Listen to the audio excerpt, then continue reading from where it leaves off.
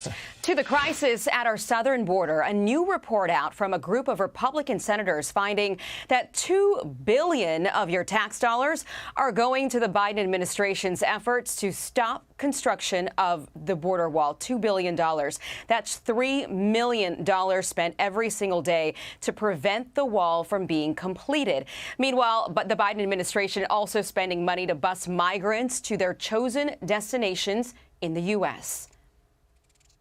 All Joe Biden had to do was nothing, and he could have just sat back and it would have been finished. It would have been completed. But you have these small sections of wall where you have the supplies laid down on the ground. All they've got to do is stand them up. Instead, we are paying, as you just said, $2 billion to have somebody come and guard those materials. The taxpayers are paying for this. And guys, that's not even going to, talk about what we're paying to bus and fly the illegal immigrants after they cross our southern border to any city, USA.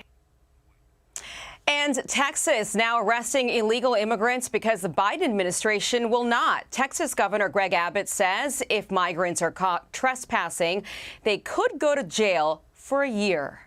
The Biden administration plan is to catch and release. The Texas plan is to catch and to jail. We are arresting people every single day, and we're arresting for trespass. When you come across the river, you're typically coming into private property or county property or state property. You are trespassing, and because I declared it an emergency, the punishment for the crime has been doubled.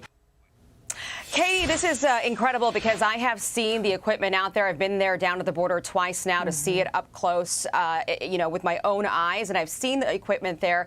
I've seen workers, in their trucks come and go, really not doing anything but taking a look at their equipment and the site. $2 billion is a lot of money. What could that money have gone to? Yeah, you talked about the equipment that's just sitting in a lot. I visited a lot where the Arizona border wall, which is ready to go to finish the wall there, is just sitting in a lot in Florence, Arizona. It's already it's been paid for, and yet the Biden administration is paying not to put it up. And I think it says a lot about how Democrats and the Biden administration feels about your hard-earned taxpayer dollars. And also, the money could be spent on securing the border. I think it's really interesting to look back at the 2020 campaign trail when President Biden adamantly argued that he is not an open border president. That is very clear that he is an open border president. There is complete breakdown of any kind of rule of law at the border or any kind of process for keeping illegal immigrants from flowing over the border and going to anywhere that they want. They're thanking President Biden for giving them the opportunity to come here. And not to mention, we keep hearing, we're going to talk about this later in the show, but we keep hearing about new mask mandates for American citizens. But we're also hearing from Griff Jenkins that COVID cases are up by 900% with these migrants who are illegal immigrants who are coming over the border. And so I think it's just a real disrespect for the American people, their money, their personal safety, their health. You have armed cartels operating on private ranches. The federal government seems not to care about the private property rights or the safety of those landowners. And so it's a complete breakdown and the opposite of what President Biden said that he would do on the campaign trail. Yeah, I've talked to one of those ranchers down there in McAllen, Texas, and he told me sometimes he has to lock his doors because they wind up in his garage. They're cutting through his property to get to wherever they need to go, and he just doesn't know what's going to happen. Lawrence, I want to come to you next because, last week we saw some wild images of hundreds of migrants in Del Rio, Texas.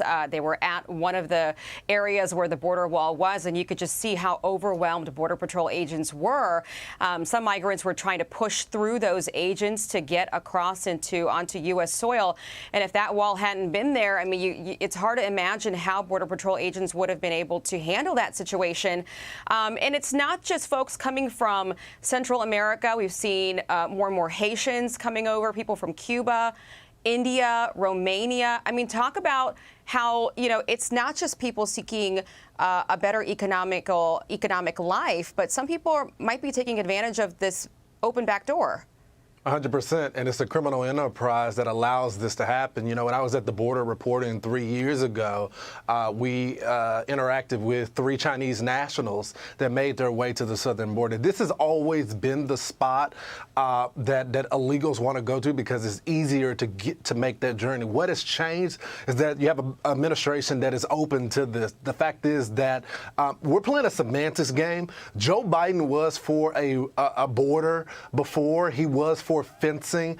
Because Trump called it a wall, he changed his position on it from Senator Biden to President Biden. And I think that so often when we talk about this, we forget the components. If you go there and tour and talk to the folks there, it's not just the wall. All the technology that was supposed to be put in place after the wall was built is also sitting there as well. This technology is ruined. You got things that are just rusting there. And so it's a part of the entire system. Border Patrol has been understaffed for years now because we haven't got them the proper funding. And so now when you see this influx, they just can't take it. These people are going shift after shift. Many times when they try to stop folks from coming across the border, their backup is like 3 miles away. It's not a safe thing to happen because of that criminal enterprise. And again, you know, the American people are compassionate people. They want to have a substantive conversation about immigration reform, but you can't have that conversation without a secure border first.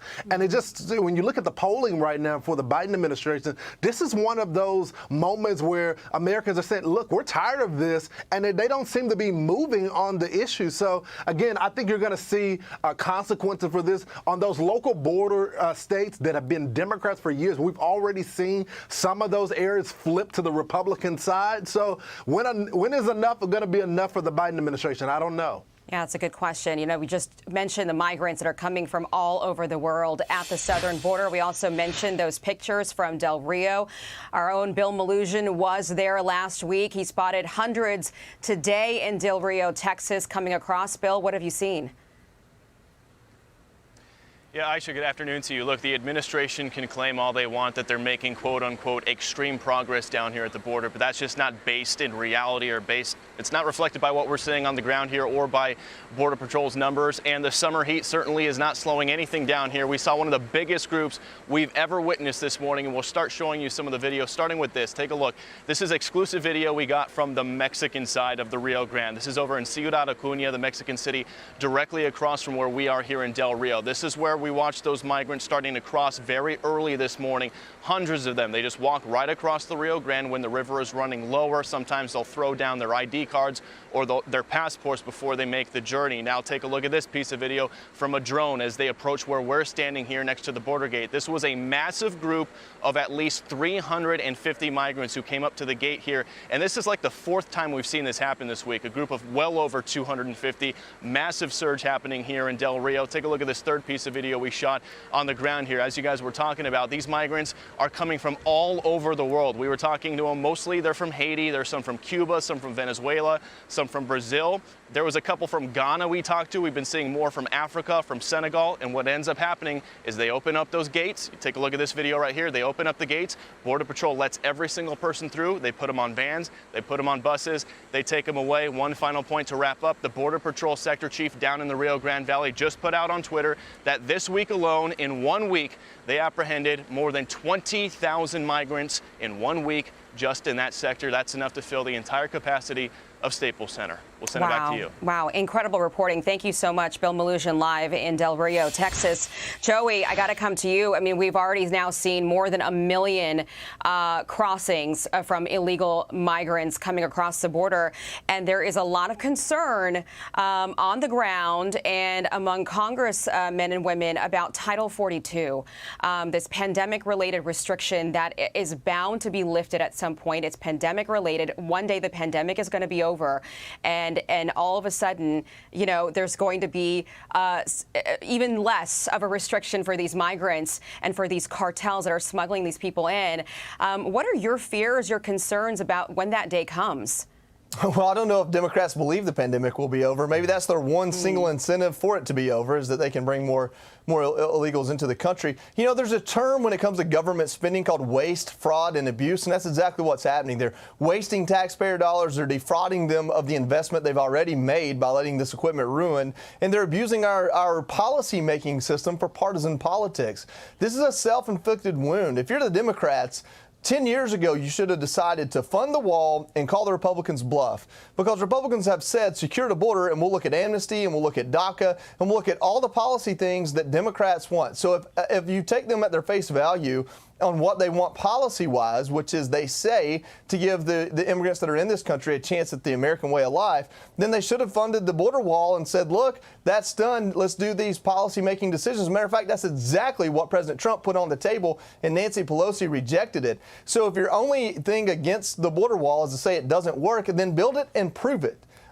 Quit talking about it, but that's not the truth. The truth is it's a way to garner votes and donations, and that's what all this is about. Yeah, I think that's the question, right? If not the border wall, then what? You know, what is the solution? Hi, everyone. I'm Brian Kilmeade. I want you to do me a favor. I want you to click to subscribe to the Fox News YouTube page. This is the only way that I know for sure that you're not going to miss any great commentary, any great news bites, any great interviews coming your way on Fox. You can get it all here on YouTube. So subscribe right now.